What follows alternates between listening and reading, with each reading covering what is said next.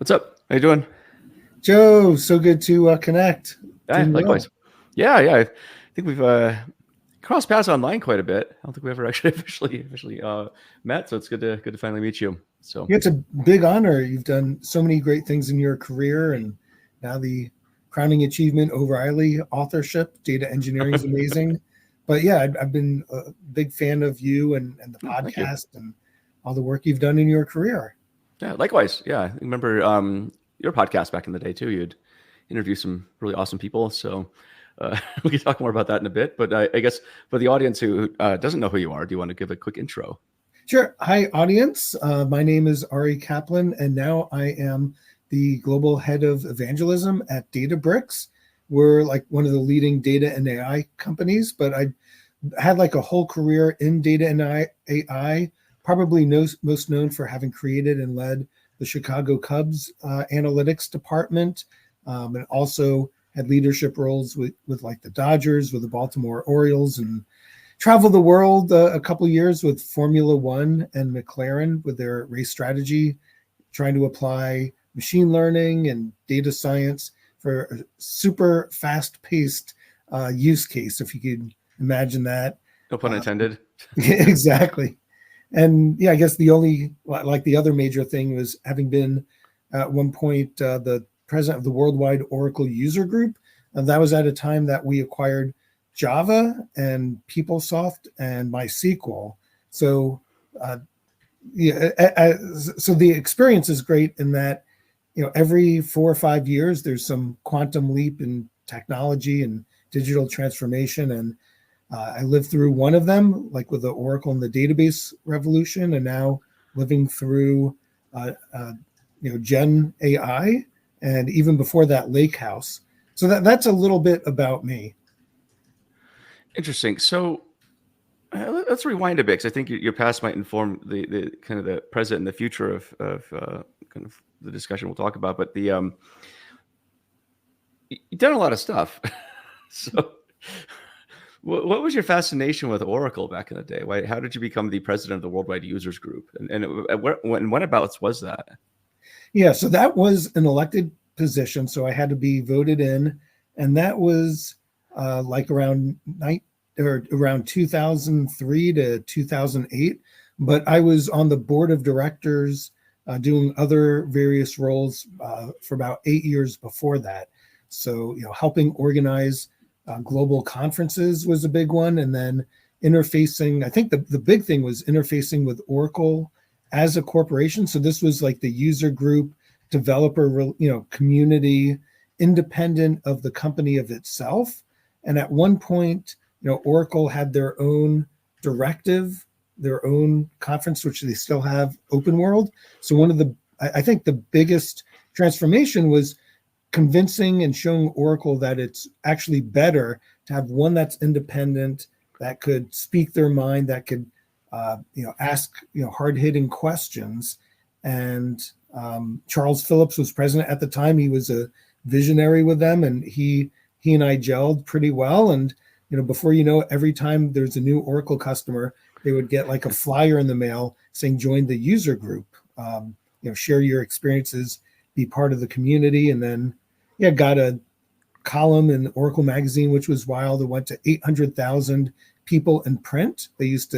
People used to be big on print back in those days. Yeah. But yeah, and also learning about collaboration and like huge partner ecosystem, hundreds and hundreds of companies that were partners with Oracle. Like, how does it all fit together so there's a better together story? That's really interesting. Around that time, walk me through this. Were there a lot of other companies doing community efforts like this? Because it seems like the user group thing was sort of nascent back in the day. But conferences back then, I think, were pretty big, from what I recall. Yeah, it was a great time in that, like, SAP ran their own user group, Oracle ran their own user group, Teradata ran their own user group. So yeah, it was nascent in that there were collection. They would have local meetups, local SAP in Chicago, local SAP in Provo, but not really like an umbrella of collecting every user group together around the world. So that was something that the Oracle user group. I'm sure there are others, but that was like one of like the formation of that groundswell. That's interesting. And I guess tying this back to your current role at Databricks, like how something I've been trying to unpack really is how do you get people excited about technology? How do you get people excited about trends and sort of the agenda of a company, but not in a way that is kind of overly pushy or salesy? It seems like there's a balancing act there. Exactly. So that's the when I said the word evangelist, maybe not all the listeners have heard that phrase before. It's like an up and coming trend. Microsoft evangelist, IBM evangelist, and with myself, Databricks evangelist. It's somebody that is trying to build awareness and build brand of your company, something that you're trying to bring on that reputation that it's a likable company, that we're innovative, that what you call future proof. If you work with that company, they have the right leadership in place to kind of adapt. Like Gen AI came into play not even, or maybe about a year and a month ago. So like which companies are going to adapt to that to help me in my company? In Databricks case, we acquired Mosaic ML for 1.3 billion, which helps make Gen AI super easy. So like that's one example, but it's all it's all in how you position it. And speaking evangelist role, so there's something that we kind of sprung out of, which was a field CTO, and a field CTO is one step more in the sales organization, where you speak at conferences, yes, like an evangelist does, but they are more like half a day, 1 or 2 day workshop management consulting. And for myself, it's more, going on your podcast or speaking at an event and just speaking more general, like in our case, Lake House. It's something Databricks created, but in reality, it's an entire marketplace with many companies doing it. In fact, 71% of all Fortune 500 companies have a lake house of one type or another. Interesting. So it's talking about like what is it, trying to explain what you could do with something and not be like salesy. If I do talk about Databricks, it's more about like examples of customers that have succeeded, or examples even of where they've hit their head and are having challenges. But I'm not a salesperson. I don't give, you're not going to get a sales order from me afterwards. And I like to be honest, open. I like to talk about like just future technology, and now data intelligence, something I think we'll talk about today is like the up and coming market. But I like to talk like in general, like what is the value you get from this realm of technology? Mm-hmm. Yeah, it seems like that's what people want to hear too. Because I mean, Lord knows, like even my poor inbox gets bombarded with sales messages all the time, and I don't even really run a company anymore. So but I still get it spammed all the time, and it's just, I know the sales cycle. It is what it is, I mean, it's just got to make money. So but evangelism is an interesting thing. Before getting sort of the future of data intelligence and whatnot in that topic, I want to just get your understanding of or opinion on sort of where does evangelism intersect with the realm of DevRel? Yeah, so we also have great folks in DevRel, Denny Lee, Brooke. Yeah, he's cool. Yeah, they're awesome. So they're like, first of all, I encourage every single person in the company to be an evangelist of some sort. I want as many people speaking at events globally. I want as many people writing blogs, as many people going on other podcasts and doing webinars. But yeah, I would say DevRel is like focused on the persona of the people that are hands on the keyboard, making it exciting, helping out with workshops. And I do host workshops as well, but I think mine is more like I don't know if you call it the executive level or the branding level, engaging with, for example, engaging with analyst firms like Gartner, Forrester, IDC, engaging with the media. Like I was actually interestingly on the Marquee Network, which is a sports network. So in Chicago, people could be drinking beers and hearing about Databricks. That was fun. So just like trying to like expand our reach to people who either haven't heard of us at all, or like, hey, I heard Databricks, your CEO is on Mad Money with Jim Cramer. Like, what's it all about? What's the next level? So mine's maybe more of a teacher inspirational level, and DevRel is like, let's roll up the sleeves and follow along with me, and we code together. Got it. That's a good distinction. Yeah, switching gears then, I guess, data intelligence is a big topic. I think something of very big interest to you. What does data intelligence mean to you?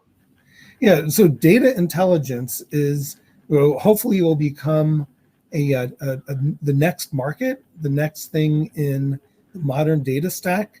And this is something that is really, really, really exciting for me, and something I'm a believer in. So, my whole career, your whole career, data are like just representations of numbers and characters, but to get insights from it, it's been traditionally like data warehousing, like what happened in the past, what's the list of sales that we've done, and then introduce the data lake, which is unstructured data, PDFs, videos, stuff like that, and very incompatible systems. So the lakehouse came about, which is the step on the way to data intelligence.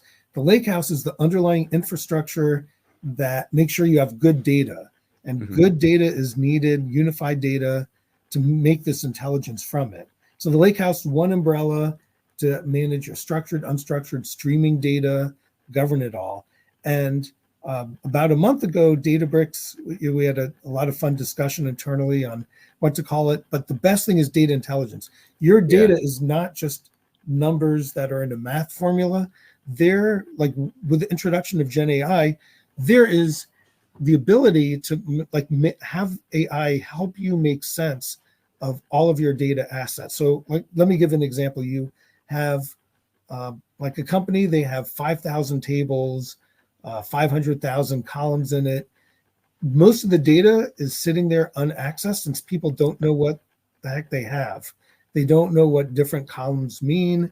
They don't know what columns and what tables join each other. And you need to have a human go through hundreds of thousands of columns and somehow tag it in some meta store. So data intelligence is like the automation. You just point, in our case, Databricks, or whatever your data intelligence platform is, and it will understand this is a field about wind turbines. And, the wind turbines are like in the United States only. And, and it gets information.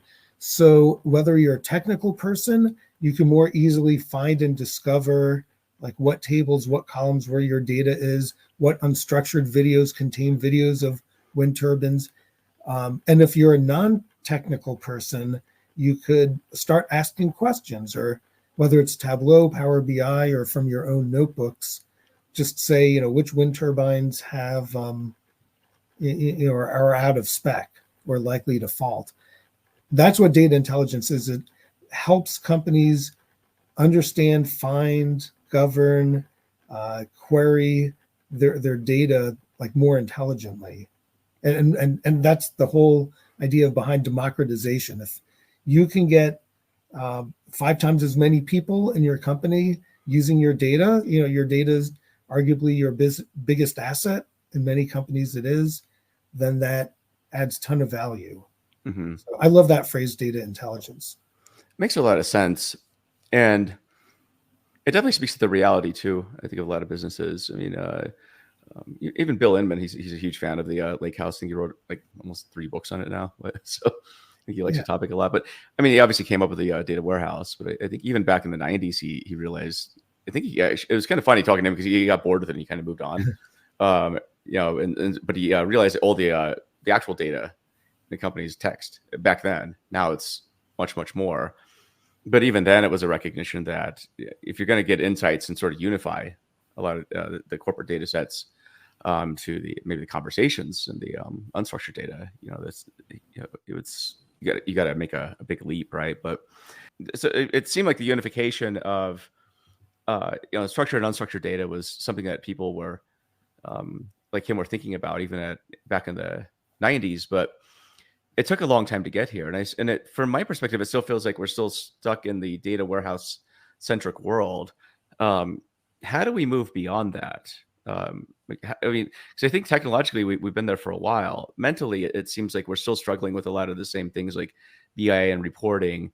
When, as you point out, there's a ton of opportunity to take advantage of a lot of these structured and unstructured assets and unify them.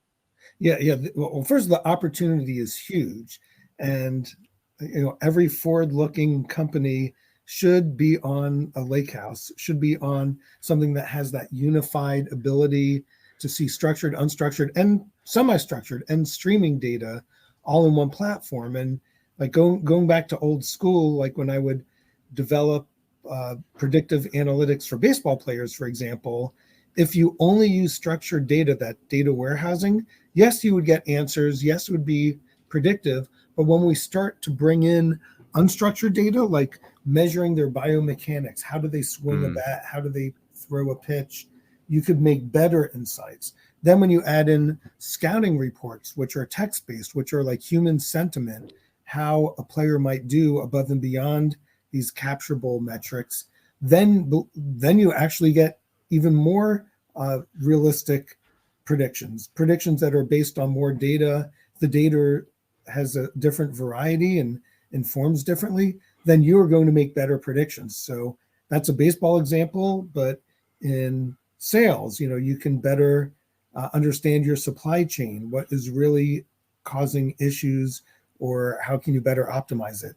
How can you better resonate with your customers in marketing and pricing better than just a traditional data warehouse? So there's huge pool, and almost 3/4 of companies now have some lakehouse. But still, to your point, a lot of companies are still stuck in structured data world. And the other thing that's pulling the whole ecosystem forward is Gen AI came on the scene a little over a year ago, and now companies are rushing to at least understand, what can I do with Gen AI? And that that's where you need that lakehouse architecture, where you have structured and unstructured. Since the best Gen AI, LLM is the most famous use case that's generally text-based, but there's Gen AI where you should be able to pull insights from PDFs, from Word docs, from Excel spreadsheets, semi-structured type of formats, and get Gen AI or machine learning AI insights from there. So the bottom line, if I were to answer in one sentence, is you can get better insights on your business data if you have just a more variety of types of data you're pulling from. That's just the way machine learning works. Yeah, it certainly does. And it's something I've been struggling with too, because it's one of these things where I feel like we're just about there in terms of unlocking, I think, a lot of the potential and capabilities, with generative AI, as well as classical methods, right? I mean, I think I always joke that we're sort of in a classical machine learning winter right now, where generative AI is, taking the attention, but all these other methods are just sitting in a corner, kind of whimpering. But there's still a ton of value, obviously. But what do you think are the necessary steps for a company to maybe lay the foundation for success with generative AI? Yeah, so the foundation is making sure you have data that's good data, that's accessible, that's unified. Since if it's not unified means you're all in one platform. So if you do, for example, a SQL query, or write Python or R or Scala type of code, and you just want to say, we're all the parts to this product, it knows every source of data that you have. And you don't have 2 vendors or 3 vendors or 4 vendors. You don't have, this data swamp is what has been the term for quite a while. So that's what's unified. And then you also want one governance system. And what I mean by governance, yes, governance is access control, who has access to what data, but governance is also a way to get better insights. You call it transparency. You call it lineage. What data and what versions of data from what sources are going along my data pipeline to make these traditional ML models, or what's going behind my new generative AI LLMs. So lineage is super important. And all of that, you really need that unified and governed foundation underneath. Is there anything else? I mean, why wouldn't a company just want to use ChatGPT and just like throw all their data into that and then call it a day? Like, I mean, it seems like that'd be simple. So, Yeah. but is that right? Yeah. So two thoughts to that. One, one is, if you only are looking to do a chatbot, then yes, LLM is your answer. There are tons of other use cases you can have with your data, but LLMs, chatbots are great to get insights on your data in like a natural language. They're also great for summarizing. So for example, in a baseball case, working with a major league team, we have 10 scouting reports. Some of the insights are positive, some are negative. Just tell us what is a consensus on a scale of 1 to 10. How do you like this information? Or it could be a legal firm saying, summarize 1 million different court cases in Utah, and just tell me what are the precedents. So that's like summarization example of LLMs. But to your point, you have a choice. You could use ChatGPT, or you could do what's called RAG, like kind of tuning on LLMs that somebody already created, or like the nirvana would be to be able to create your own LLMs based on your own company's data, with your own privacy. So maybe I'll run through quickly each of those three. Yeah, so using ChatGPT is generalized.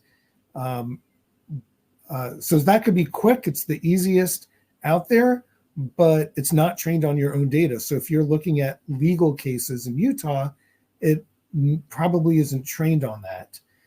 So you run the risk of it not getting all the insights you have. I believe, I don't know the latest, but like the main one doesn't even have data from past 2021. Then the next thing is RAG, where you're augmenting an existing LLM. You're saying, here's like some documents that I want you to put into the mix.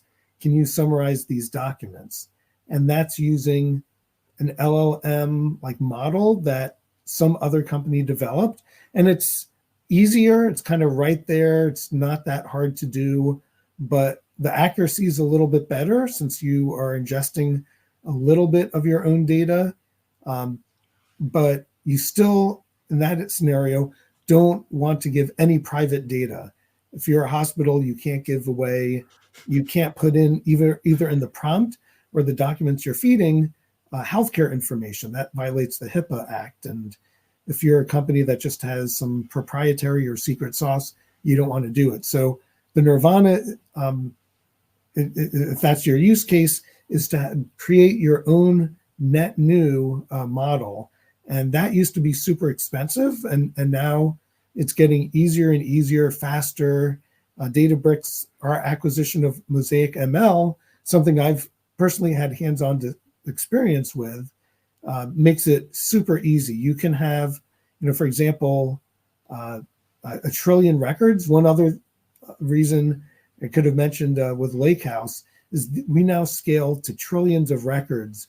But when I worked at Oracle, we were talking billions of records, which seemed like who would ever need more? But now it's trillions of records, sub-second response time. It's mind-boggling how technology has progressed. But with building your own models, like an example I love giving, friends with Taylor Swift's agent, he says, never ask me for tickets. But ChatGPT is trained on Taylor Swift songs.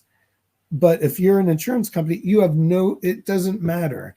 So if you train it on your own data, it's more like the results are more understanding of your lingo, the words that you have, the documents that you're trained on. And it used to be, you would cost millions of dollars to have a good model trained. And now, you're talking, maybe tens of thousands of dollars. Or if you do a lesser one, like we at Databricks crowdsourced our own, and just compute cost was only $30 to do a workable LLM that we open sourced and it's pretty decent. Yeah. But let's just say, for sake of argument, thousands or tens of thousands of dollars to make your own LLM versus what it used to be millions of dollars just a year ago. Mm-hmm. That's incredible progress. Oh yeah. What are you seeing in terms of companies integrating generative AI into their tabular corporate data sets? And the reason I ask this is, it's pretty known. I'm writing a book on data modeling, for example. Yeah. And one of the things I notice is a lot of corporate data sets are as utter hellscapes, like inscrutable. I think most humans do not understand what's going on here. You did mention the ability for an LLM to go through and mine the data and hopefully be able to get some understanding of it. But what are you seeing on the ground in terms of the success or maybe some lessons learned with companies trying to integrate generative AI with their existing data sets? Yeah. So, there's plenty of successes with like the chatbots.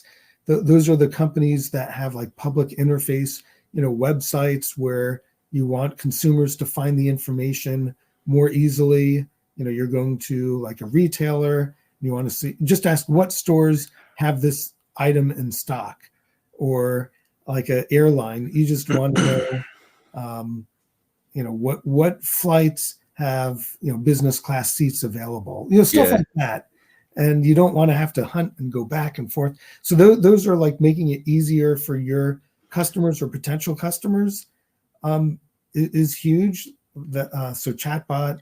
The other area we haven't started talking about yet is this whole helping with the coding process. So things that we call co-pilots. So as you code, you're, let's just say a Python developer, you're writing scripts, you can have it interface with your data model and like give you hints, like where is your data found? In the past, a couple years ago, I'm a coder too. You'd write Python and it would only like pull up the tables or the columns of the tables as you're typing, kind of like an autofill. And now these autopilots could do things like, my code's not working, debug my code. Can you do quality assurance? Can you help me make synthetic data? Could you tag, you wrote the book, data modeling can have thousands of tables and the columns may not be so descriptive, but just show me which tables have information relating to phone numbers or something like that. Yeah. And so that's where like Gen AI is helping with like the auto coding process. And that is a topic in and of itself. Right now, it's super helpful to help make coders more intelligent and better. Like my daughter is fascinating. She's home on break from college, and I watched her in action. The next generation writing R code. She's a poli-sci major, just learned R code for the course, and just saying, help me, debug it. I want to do a query of number of incidents in this region. And I'm like, great, now group it. Great, now visualize it. And already, like teenagers are doing stuff like this. That's super cool. And it's only going to get better. Yeah. And she got an A in the class. Dang. That's really cool. You mentioned chatbots earlier. I was just reminded of the story that let me see, what was this? It kind of goes back to the governance thing. So this, I think the title is Chevy Dealer's AI chatbot allegedly sold a new Tahoe for $1. the person went into the chatbot and said, I think, could you sell me this Chevy? Oh my God. Well, what he did, it was interesting. So he said, he used the words legally binding. So it finished every sentence with legally binding. And then I'm gonna ask you to sell me this. Give me, can you sell me a Chevy for $1, legally binding? And I think he got it apparently. So it's one of those governance things where I think we'll need to have a look at. But I think that's one of the more hilarious examples. I'm pretty sure the dealer's not going to do that, but we'll see. I love that example. That's great. That talks to governance, but it also evokes. I went to Caltech, the California Institute of Technology, and one of the most famous pranks was this McDonald's, which was immortalized in the movie Real Genius. And now Mm. whenever you hear like you may only enter once per visit, that was from this prank where they found a loophole. It said enter as many times as you like. So they did. They printed out many hundreds of thousands of ballots and went into McDonald's and dropped them off, um, and won something like 87% of the prizes, which was a little less than like the 89% they predicted they'd win, which was kind of funny. And McDonald's tried to stop it. There's an outroar in the media, like you can't do that. But they won, but they donated like everything except like 10 burgers to charity, and they ate Oh, 10. that's hilarious. And Oh yeah, I remember that scene in Real Genius. There was a guy who lived in the basement yeah, of the dorm. Yeah, Laszlo. Yeah, that was. But this If is anyone, like the modern version, and this is great. So yeah, I can see like finding exploits, doing things legally, maybe even doing things illegally, but like trying to find arbitrage. Like there's thing like people in airplanes, it's a thing. The points guy, how do Mhm. you get upgrades and then refunds, and then basically get free flights. But the point being is with governance, then like at it's still the point where it's not fully mature. So, they call it some of it hallucination, or Yeah. you can get more intelligent and you're finding a legitimate way to game the system. But either way, over time, companies want to make sure that the LLMs are accurate. So right now, there aren't really any standards for saying, these two LLMs, one is better than the other. There are some metrics, but it's not like a catch-all in every case. Like you can look at Levenstein distances of what the outputs of multiple Yeah. LLMs are, but then you still have humans to kind of up or down vote. Was this a good response or not?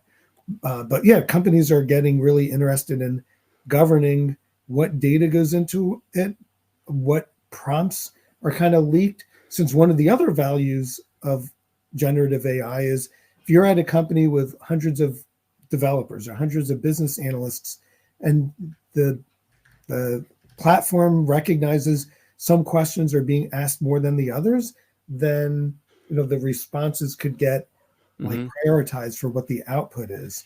And sometimes if you put in private information, you just don't want other people to even know what you're asking. Maybe you do, maybe you don't. So this whole governance of the LLMs, like you worked at Big Squid, I worked at Data Robot. ML Ops was one of the newest things. How do you Yep. operationalize machine learning? And now it's how do you operationalize Gen AI and LLMs? So how do you determine who gets to promote this LLM or this traditional classical AI model into production? When do you know if the data's changed enough, like this drift in data, that you want to recalibrate or reindex or even regenerate a new Gen AI or LLM? So that's this whole LLM. That's all part of governance. And that goes back to the point why you need some unified underlying infrastructure to make it Hmm. easy to just make aware what versions of what data you have, uh, and when it's changed, and make sense of it all. And so the main takeaway for the audience is if you're going to do anything, the Wild West is right now. If you want to win sweepstakes and get a Tahoe for $1, now's your chance. So I'm joking. You're, But if you're going to do it, now, if you want to you start $1 million know. idea company, now's the time. Mhm. And if you get a customer, then you can raise some venture money. It's kind of like .com. Oh, it totally It's is. real. It's very real. But a lot of ideas are getting funded, and a lot of them will be $1 billion companies. But yeah, a lot of it is still hype. Oh yeah, yeah. There's a lot. I mean, I'm looking at. I'm starting a new education company, media company, and that's generative AI is going to play a very big role in this because but it's an interesting one because I'm trying to balance it against an incident actually happened the other day with one of my friends, and strangely enough via a company that I also know. And what happened was this company is doing SEO. They're using generative AI to make SEO articles, Hmm. and they were cranking out thousands of these things. And somehow, my friend had an article written about her. Cool. But it was one of those things where it's like it was it was just super random, right? And so I was thinking, okay, so SEO is an interesting one where if you're going to be generating content, you definitely need to be paying attention to what you're pushing, because if you look at the article about my friend, it was none of it was really true, for one. And so and she only found it by accident. She was searching her name and she's like, why, what is this? This is interesting. And so it definitely highlights, I think, the need again, for responsible AI and governance and stuff. And it is the Wild West, though. I mean, things like this are going to happen. And the one thing I'm trying to do with my content company is just make sure that stuff that, if we leverage generative AI, it's to be a force multiplier, not just to churn out content, which I think my biggest concern right now with generative AI and with respect to the internet is it's going to make the internet potentially a giant cesspool of just crap. So Yeah.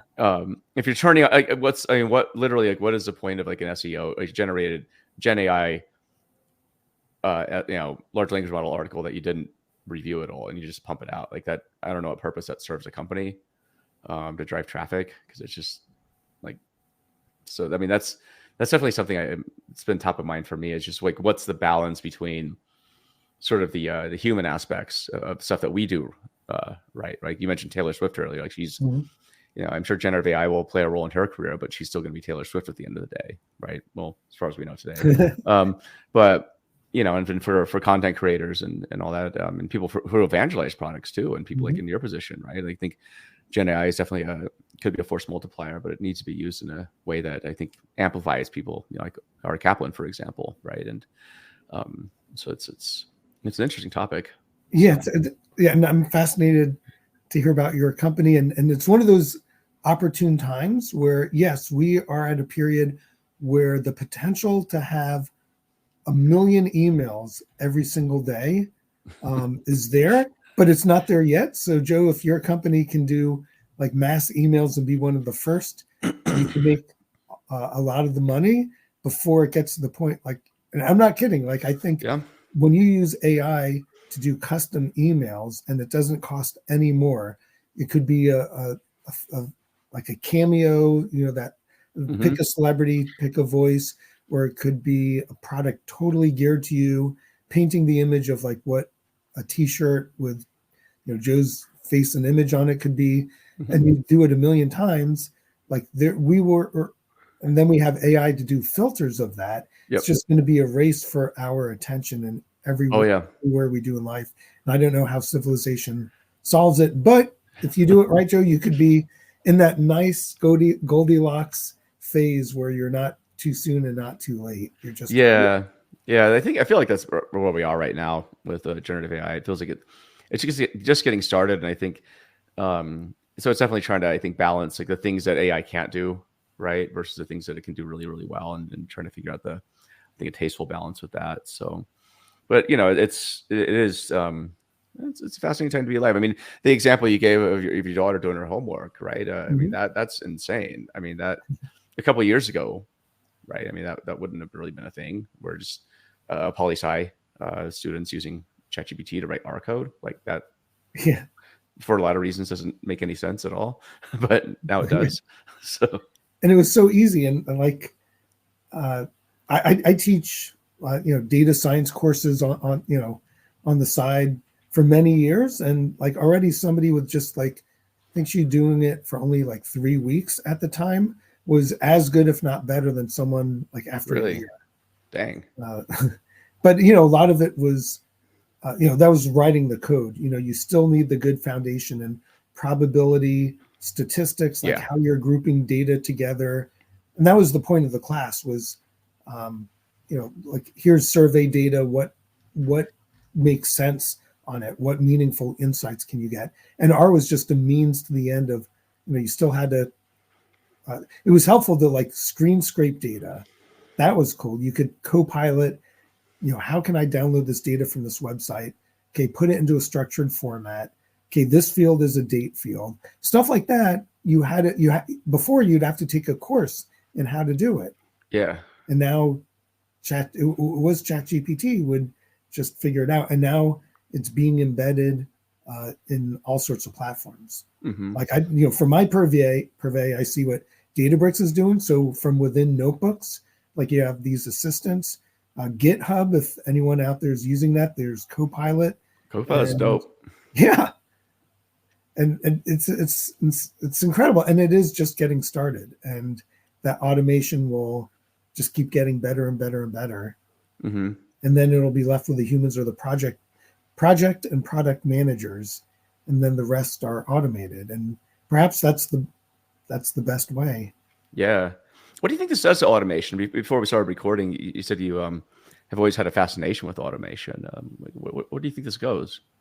Yeah, ever since I was a little kid, I think 7 years old was the first memory I have. I actually wrote some first memory of like programming. I ended up writing these text adventures and selling it when I was 7 years old. But then I would automate it, so it would auto generate like maps like that you could explore. So I would be bored if I were the human creating it and exploring it. I already know how it looks, so I would automate the creation of these fantasy worlds. And then so that was the genesis of fascination with automation. But then every phase of my life, and I think to some degree human nature is to automate to get things better, whether it's in warfare or whether it's in building civilizations. All right, we've domesticated animals. How can we do that to more scale and more efficiency? So that like drives the economy.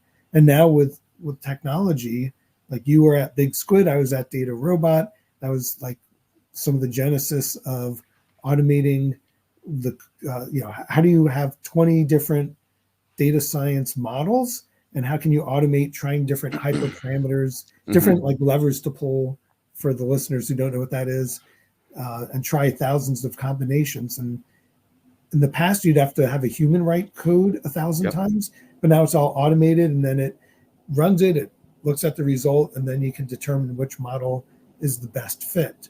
So that's automation. That's where the fascination comes. And automation is just getting more and more intelligent and aligned with like being able to be guidable. So it's aligned with coders, it's aligned with data analysts who don't know how to code, like my daughter, and then it's aligned with people one step out of data analysts. A chief marketing officer could just ask, what are the ROI of all of our marketing campaigns? And it, in that case, you probably want a guide into what ROI means. So you may need someone in conjunction with the CMO to define ROI. But basically, that's what it comes down to: is non-technical people, even non-business analysts, being able to find insights from their data. That is one other answer of what is data intelligence. I guess zooming out, right, with automation, like what do you think the company of the future looks like? Yeah, it's going to be fascinating. I think adaptability is going to be better than what we're seeing now. So like supply chains, how do you produce products, send it around the world? How do you manufacture it just in time? That's happened like the last couple of decades, but it's going to be to a much, much more efficient level. Like there's so much waste, food waste around the world. Like you assemble parts in one continent, ship it to another, assemble it there, then ship it back, then put packaging on it, then ship it to another country, and then it gets created. So like maybe like just more efficient of how all of human production lines work will be super helpful. And then you'll also get hyper personalization.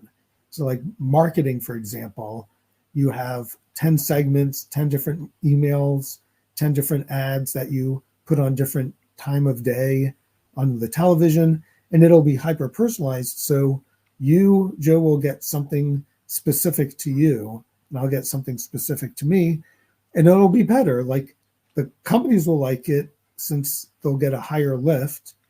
They'll like get better brand loyalty, and you and I will like it since we'll get the ads that just we want to see. And I'm already a sucker for that. I already watch TikTok and their ads and their products. I like just looking behind me, pocket drum. Like TikTok somehow figured out I like watching drumming videos, and it enables me to do drumming without. I see you have some synthesizers behind you without bothering my neighbors. Wait, what is pocket drum? I gotta Google this. It's yeah. But you can just show me, I guess. Yeah, But I you so know. This is an audio only program, but it's like doing like air guitar. You have air drums, but it is like MIDI enabled. That's like a music which is technology exchange. so it's like drumsticks that you can just play like this in the Yeah, air, like air drumming. Or exactly. And it has sensors of when you accelerate and oh, decelerate, that's insane. and you don't even need to hit a surface. It's like hitting the air. It knows the deceleration of the stick, Oh, that's pretty and then bad. it makes a beat.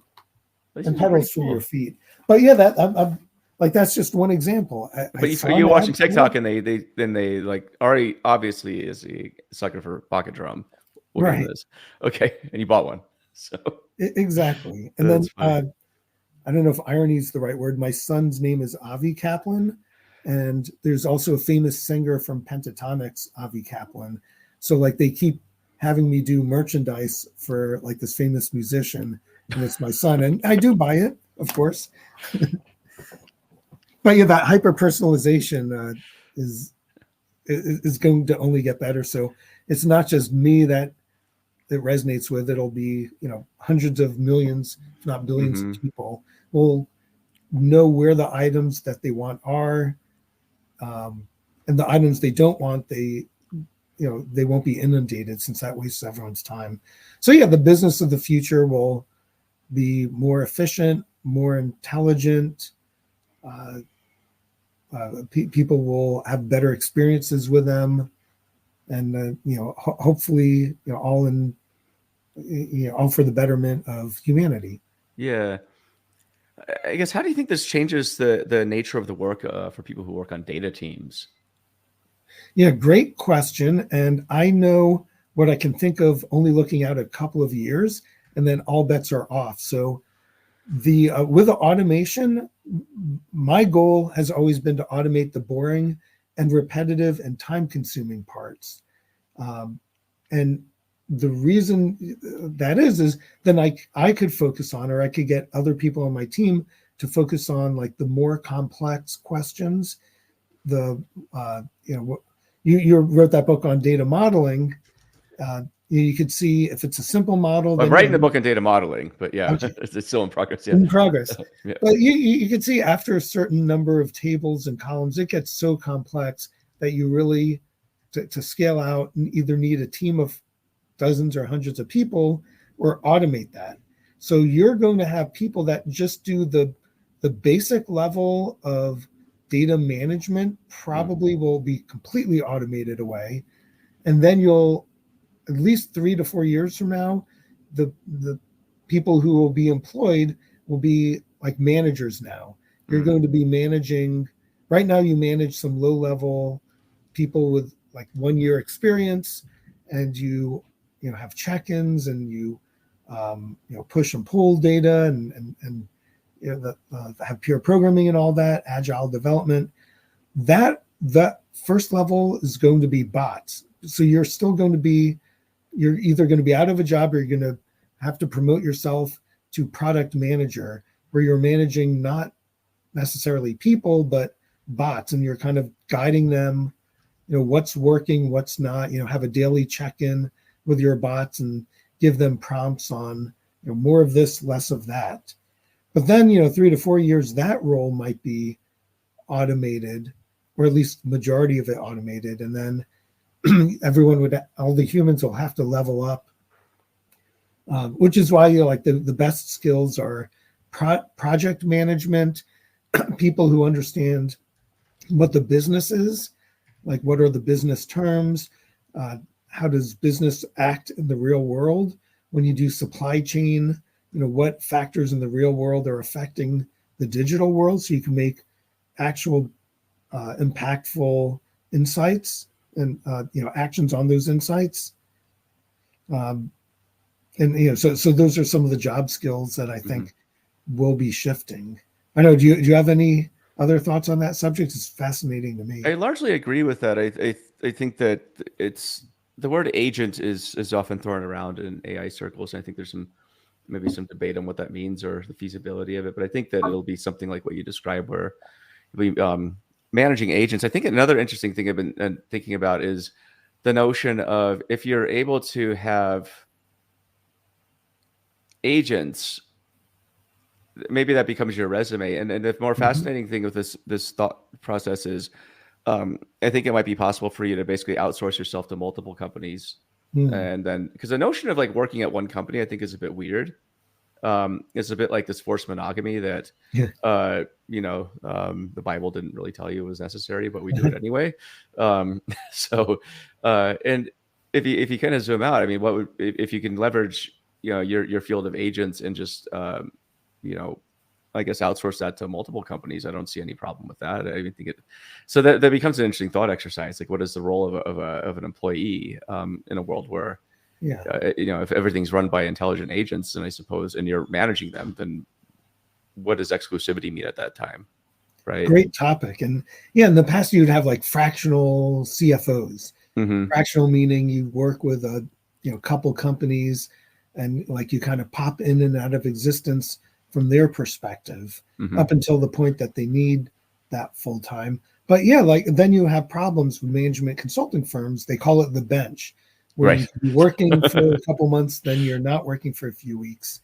That it's kind of like fractional. But yeah, if you have a skill, like data modeling is an interesting one, since sometimes most of the work is to get the very first data model out there, and then like the work kind of really slows down, and it's like incremental changes. So that type of role might be really good, where it may not make sense to work at one company. Well, yeah. I mean, if you have the domain expertise, I mean, that's one thing. And I think that's where you, I think to your point earlier with the business acumen and having the domain expertise, like that's going to be more of an edge for people. Like it'll be necessary. I mean, already it's weird for data teams. I feel like data teams sort of operate as if their data and the domain that they operate in are separate. Sometimes I see this, often I see this actually, and it's really a false dichotomy. And so I think that, if we're talking about intelligent bots and agents, if you can apply that, combine that with your domain expertise, and leverage that with multiple companies, like data modeling, for example, there are certain criteria that you're going to use for modeling, but at the end of the day, it's there is some rinse and repeat. There's some domain expertise, and it's a combination of the two. And data management is another one where I think it's really interesting, because I feel like for decades people have been, I think, crying that, and I use this in the nicest way possible, but crying that, oh, data management, nobody governs our data management. If we can just only manage the data and get more value from our data. It's the same tropes we've been crying about for decades. And I think that because the scale of data is growing, sorry, I think you froze. Oh, you froze again. But the scale of data is growing at such a pace that I don't think that data management and governance is able to keep up. I mean, it was barely able to keep up in an era when data was small and less complicated. And I feel like these, and I wrote about this in a blog post, I think last month, but I feel like AI might be the exactly what data management needs to actually work, because it's part of an organizational problem, but it's also, I think, just a complexity problem. Because you mentioned earlier an example of people having to go through 100,000 columns and name them and tag them, but I'm like, that's essentially one of the grinded out issues that I think that we just sort of punt and don't get to, because it's in the too difficult bucket. But now we can scale these problems, or scale these solutions to these problems. So yeah, exactly. 100% A+ to everything you've said. And yeah, the topics, 100,000 columns, it's such a hard problem or a boring problem that if you could use AI to look at like what is the actual, like once you fill it with data, maybe then you can make an understanding of what that data is. You can't do it in all cases, but this looks like states in America, this looks like countries in Africa, this looks like weather in Celsius, then you can do auto tagging, and then like the human just gives a thumbs up if it looks to be correct, or thumbs down. And then that way you can, all the data that's largely untapped is only going to get worse and worse when you bring in more and more data, more and more data types. Like the unstructured, for example, just one video, I don't know, Curb Your Enthusiasm, I'm a big fan of that. Big Just favorite TV show. Yep. Yeah. One example is like, how long did this character talk versus that character? What's the plot of this episode? let's do the transcript of the episode. Show me like what is a histogram of the most frequent words. Like those are all things that a human has to decide to extract before people could even search through that. So why don't you automate those ideas across every video ever produced? Yep. In sports, we're using AI, for example, Formula One, to look at high definition of your car tires and your opponent car tires on the track. And then you can make a figure, this car on a scale of 1 to 10, how worn down is their tire, which will inform you your opponent may need to do a pit stop and change their tire, which means maybe I should pass them now. And in the past, you would have people taking random pictures along the track and humans just randomly just looking. And 9 out of 10 times that look was pointless. Right. And so it's auto tagging videos in the right way. And as we get more and more data, more and more videos, more and more, everything under your umbrella. And then you have data marketplaces and data clean rooms. So you're not just now looking at your data, you're looking at like other companies' data that you're sharing with. It gets to be such a complexity that you either need a unified data intelligent platform, or you do your business, but it's just you're missing out on most of your data. Oh yeah, especially when you throw in that there's going to be a huge amount of synthetic data sets built, whether they're tabular data sets or video, images, whatever, right? So I mean, it's the amount of like AI generated content, for example, is just going to far outweigh the whatever precedes it. So it's going to be a crazy feedback loop, right? It's already it's going to be incredible crazy feedback loop, and that's like a couple years from now. But already on TikTok or X/Twitter, like a lot of the comments seem to be auto generated, but just human enough that you're not quite sure. And so you could push like sentiment for your brand or your product or your politics or religion or ideas, and then people won't know what the truth is or won't care even. Yeah, that's something that's been top of mind for me too. Is sort of like, how do you discern what's true or not? Let me give you an example here. This is remember that blog I was talking about yesterday. So I'm going to show you a ticker, and this is this is the page count, 6 blogs per page. But just if you can see this, look at how quickly it's updating. I don't know if you can see that or not, but it's wow, those are pages being generated. So in a matter of like 10 seconds, it was like 500 pages were generated. Yeah. So that's 3,000 blog posts. Jeez.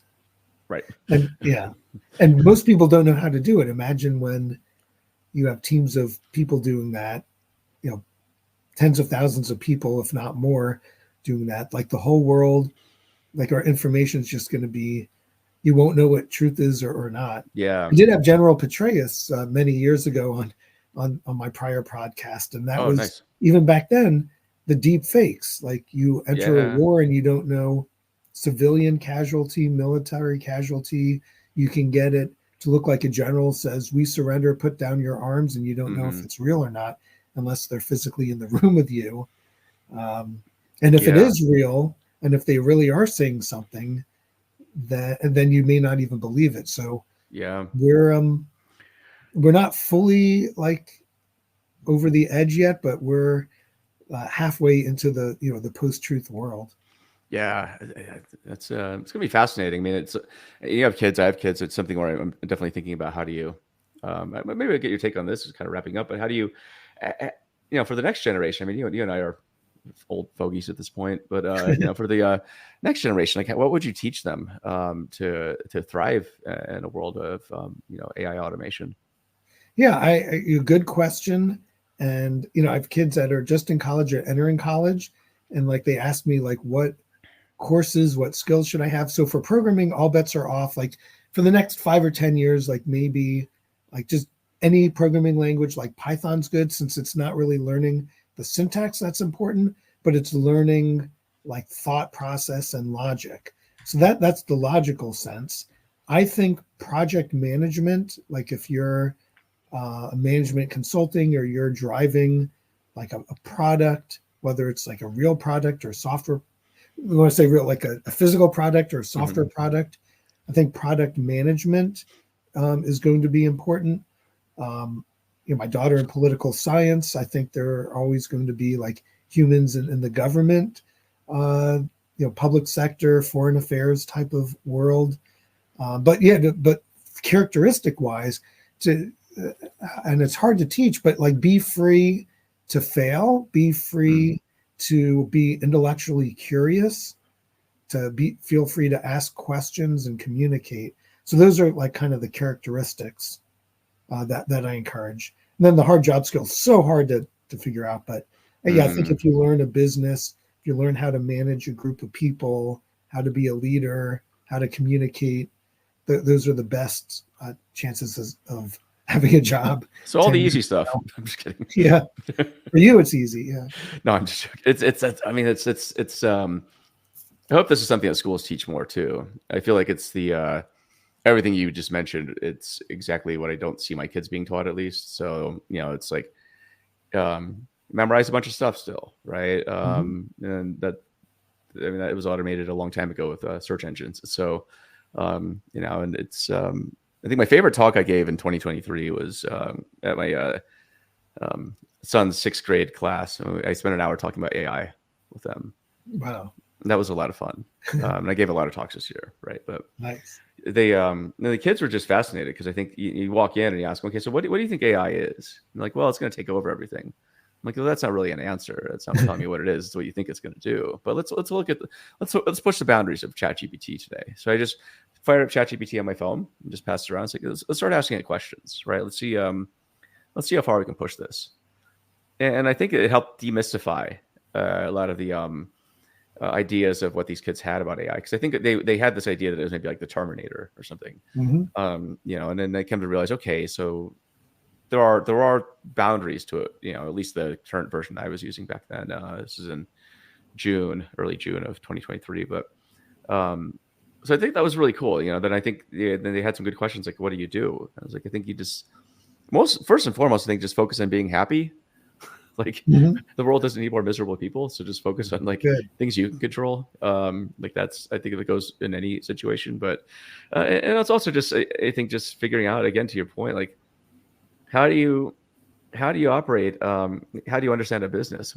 How do you understand your business and all the soft skills you mentioned? It's interesting because I think we've had this whole focus on STEM for a long time. And suddenly, well, a lot of that is potentially automated. Like you still need the critical thinking skills that I think math provides you.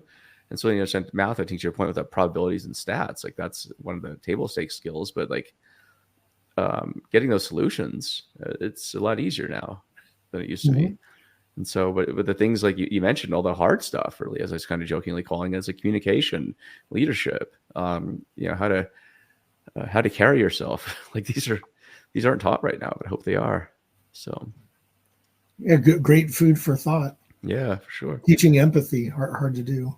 It's super hard, but there we are. So anyway, I guess closing out, it's we're recording this sort of the end of December of 2023. We're getting into 2024 really soon. What are you stoked on for next year? What are you excited about? Well, on my personal level, like I worked for Oracle back when they were about 5,000 people. Databricks is like super exciting. Like in all honesty, I know I worked there and everything, but if you look at like our market cap and our growth, I haven't been at a company on like this trajectory, like in my career. So hope it's like my legacy, job. And it's, we're now the 3rd largest private company in America, the 3rd largest private software company out there. I love the fact that our founders were, the open source. I hadn't realized how incredible that open source is. That you're talking tens of millions of downloads per year of some of the foundational Apache Spark, Delta Lake, MLflow. So I'm like super excited about the potential growth there and seeing like all these great customer experiences like expand more. I think to our earlier points, Gen AI, there's a lot of companies that are having success, but they're the vast minority now. Like the Yeah. chatbots, LLMs, there are great companies that are using it to help more automatically determine what level of insurance should somebody get, what claim is valid or not. Super helpful, but that's still the minority of companies. So I think 2024, excited to see more companies actually move to production in Gen AI with some fascinating use cases. And then, yeah, I think everyone in technology is fascinated to see what are the next versions of Gen AI, Mm. like just out there in the open, things of like generating video, like outside of business, like in our own personal lives, is going to be incredible. And then we'll be in the same place where the minority of companies will be doing that Gen AI for video and audio, but those who have those use cases are going to be the pioneers. So 2024, I'm just like fascinated.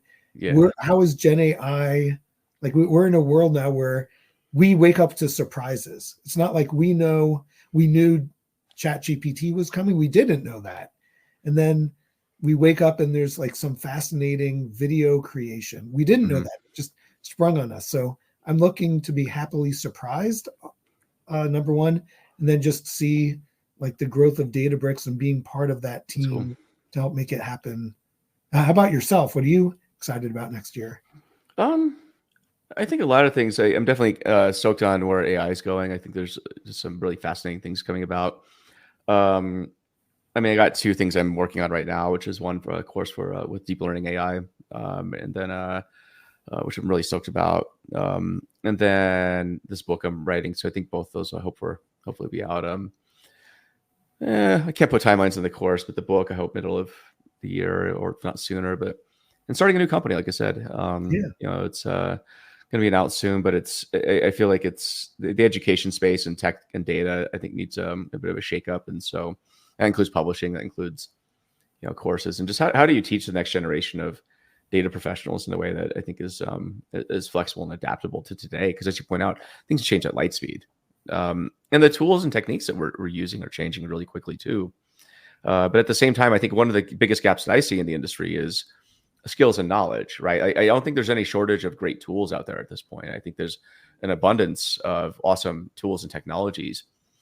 But why is it that we still keep making a lot of the same mistakes as we have for the past several years? And it's like I can only think that through my observations and working with companies it's a knowledge and skills gap. Like we aren't able to, I think, really function at the potential that our tools are capable of providing us. And so that's a big mission of mine, is to hopefully close that gap and hopefully help push the industry along in that direction. Because I feel like stuff that Databricks provides, for example, is freaking amazing, right? And it's about leveling up the engineers to really take advantage of all these capabilities and the possibilities of it, and operate in a world where we could have the unified data and all this other stuff, right? And I think it's just exposing people to these possibilities and helping them get there is the mission that I have.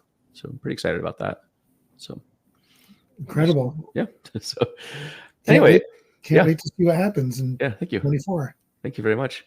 Should be a good year. Well, anyway, man, it's great chatting with you. I hope you have a great holiday and Christmas and New Year. So You too. yeah, awesome.